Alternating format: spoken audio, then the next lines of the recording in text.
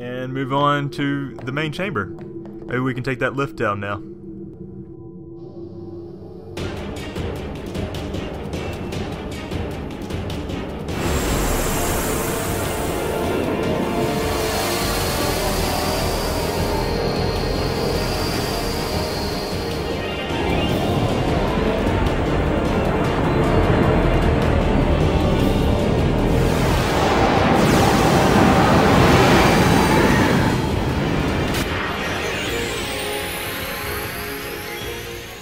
No, I have no idea why the hell we're in some kind of alternate dimension or what the fuck that thing is. It's called a Spectral Keeper, as opposed to the Sanctuary Keeper we fought a couple episodes ago.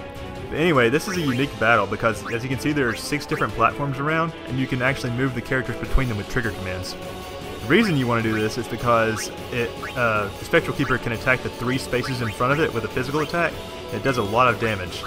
It can also set glyph mines on the spaces that will explode, and if your character is on a space when a glyph mine goes off, it's an instant death. So let's scan this thing and see what it can tell us. Attacks all frontal targets when hit. It will plant a glyph mine upon a circle, causing instant KO when detonated. Use the trigger command move to transfer to another circle. So this thing is also, it's pretty much immune to everything, but you can put mental break on it, which we'll take care of in a second. I want to use Wakka's overdrive slots here, but there's no point in doing that just yet because we have more important fish to fry. You want to try to get a space between each character. That way the Spectral Keeper can only ever hit 1, maybe 2 characters tops at once. I think it's only 1 though if there's a space between each of them. So I'm going to have Orin put mental break on real quick. That way his spells will do more damage. It seems to have worked. However, it also likes to see it counters with that physical attack that does a lot of damage. I'm going to go ahead and have Riku mix together a new overdrive. It's going to be called Electroshock. It'll do very small lightning damage, but we can get it by mixing Electro Marble with a sleeping powder.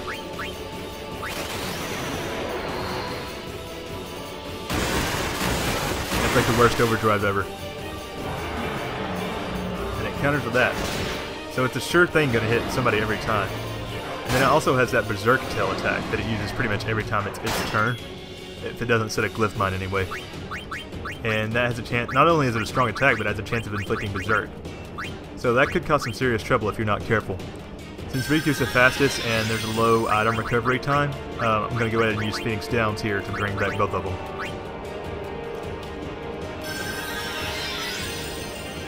And then we get Berserk Tailed again. Pretty annoying, actually. So it's time to start dealing damage again. But first, let's steal. We got a Turbo Ether. Was that worth it? Questionable. Now what am I gonna do? Have Kamari pilfer Gil 3052. Damn, that's a lot. That may be the most we've pilfered at once so far, if I'm not mistaken. So at this point, I'm gonna bring Lulu in and use her Flare Fury. However, for some reason, I think it might be a little more difficult to do the Furies with the higher level spell is. I could be wrong, but who knows. So I'm only able to get 5, and it's really disappointing.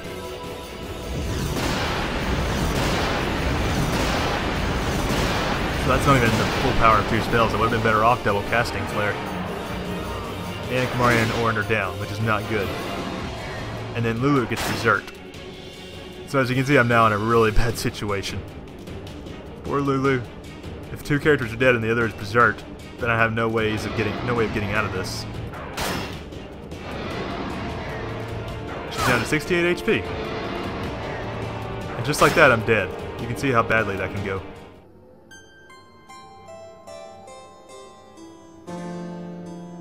This might be the first time we've ever seen a game over screen.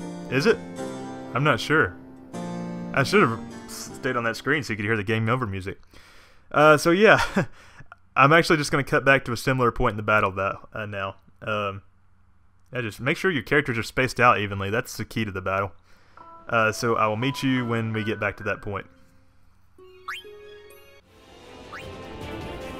Okay, we're back, and I'm about to actually use Blitz Ace on this thing.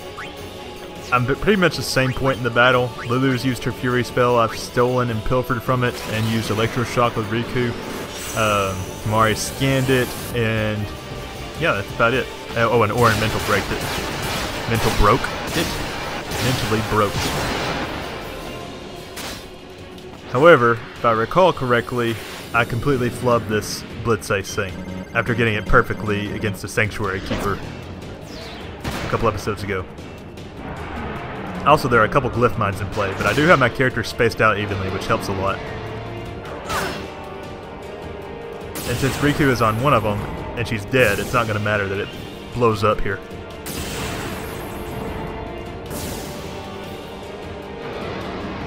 Also, the camera does this really weird thing where it like slowly focuses on a character whenever they get berserked, and I think that's to make sure that you're aware of that, especially since it counters for this normal attack, which does a lot of damage. Bring Riku back once again. It's weird. It's almost like the characters have a unique attack animation for this thing, since they can't reach it. Because earlier I watched Riku attack when she was berserked, and she just like swung her arm at it instead of clawing it like she normally would. Have Yuna, Esuna, Lulu rid of that annoying berserk effect. And then I guess I'll bring Waka out and have him use his Elemental Reels Overdrive. Or just attack it, which isn't exactly what I wanted to do at the time if I remember correctly. And Lulu's dead. Man, this thing is so physically powerful. I wish you could power break it. And now Yuna's berserked. Things are going south quickly. See, didn't that look weird? Luckily, Yuna's evasion is high, so she dodged it. I bring Titus in at this point because he's fast. So I'll use a remedy on... Actually, I guess I'm going to bring Lulu back first. And now it's going to set glyph mines, but it's dumb, so it's only going to set them on spaces that the characters aren't occupying. Which doesn't make any sense unless it doesn't have any control over the glyph mine placement. And then use a remedy to get Yuna out of berserk mode, because that's just annoying. Bring Ornn in. I believe I'm going to use Tornado here now. This is actually cool looking because the Tornado doesn't actually pick up the Spectral Keeper like it normally would an enemy. And plus the Tornado just looks cool in this weird ethereal dimension thing.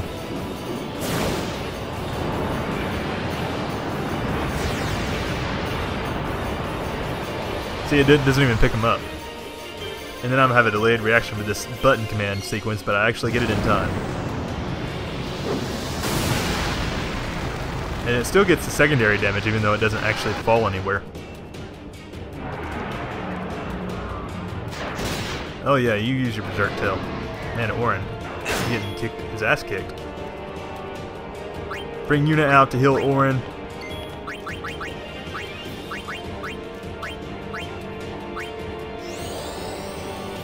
And then I think I'm going to bring Waka out now to use his overdrive. And of course I'm not going to use attack reels, I'll use element reels because attack reels is cheap. Go for the red ones as always. Fire. Fire. Fire. Yeah, I'm awesome. And that would seems like that would hurt his foot when he kicked it. Waka has, I would say Waka has toes of steel, but we saw how he whined when he kicked that Albed Machina cannon right before Operation Mayhem started. Glyph mines are going off. To no avail for the Spectral Keeper. Now how much HP does this guy have left now? This thing's got a nice 6-pack. Or is it an 8-pack? That's an 8-pack, damn. So at this point what I'm going to do is actually Grand Summon Bahamut. The reason being for that is so that I can overkill it. Now, I know I warned you against summoning an Aeon earlier, or maybe I didn't, but Aeons appear on this other platform. So what the Spectral Keeper does when an Aeon appears is set a glyph mine on this one platform, and Aeons can't teleport. So you have about 1 or 2 turns before the Aeon is instantly killed. Luckily, this should overkill him by far. Spectral Keeper never had a chance against Mega Flare.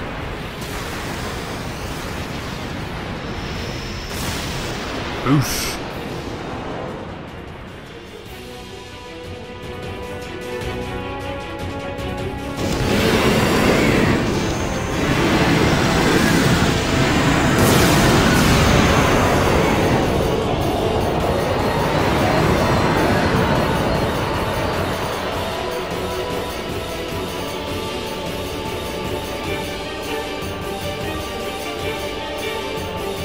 We did it.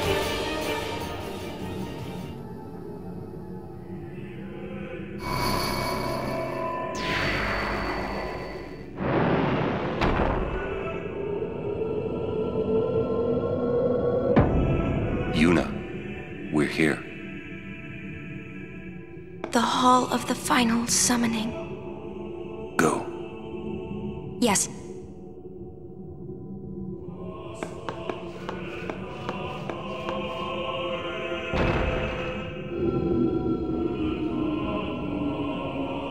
But guess what? I'm going to make this a freaking cliffhanger for you guys. Yeah, I'm going to end the episode here. We're about to get into a long string of cutscenes, and good thing we overkilled them because we got 2 level 4 key spheres for doing that, which we desperately need, but we actually need 1 more level 4 key sphere if we're going to get Lulu to that Ultima spell.